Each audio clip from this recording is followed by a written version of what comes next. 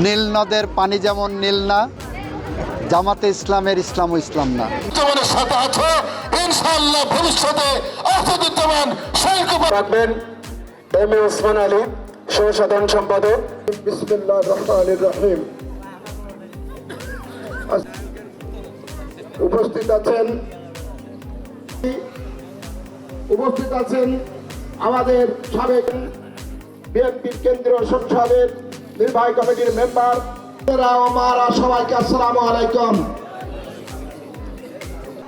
যেখানে 80 থেকে 90% ভোট যাতে আমরা ফোন করাতে, মা বোনেরা সব সবচেয়ে বেশি ভোটার বাংলাদেশের মাটিতে মা বোনেরা, কারণ আমরা পুরুষ মানুষ ঢুকতে পারতেছি না, যার ফলে আপনাদের দায়িত্ব। আমরা এখানে ধরেন 1000 লোক আছি কি 500 লোক আছি করি, তাহলেই সম্ভব হবে। আর যদি আমরা কেউ মনে করি আমরা সংগ্রামী সমাবেশ, ভাই একজন ভালো মানুষ, তার কোনো চাপ নেই। আমরা পুরুষরা অনেকেই অনেকের বাড়ির মধ্যে ঢুকতে পারে নাই। আমরা সকাল খালেদা জিয়া অমর হোক, শহীদ জিয়া অমর হোক, যার তুলনা সারা বাংলাদেশের সবার প্রধান আকর্ষণ, যাকে নিয়ে আমরা আগামী 12 তারিখে অনুরোধ করছি। আমরা এটা সব সময় বলছি, নীল নদের পানি যেমন নীল না, জামাতে ইসলামের ইসলাম ও ইসলাম না।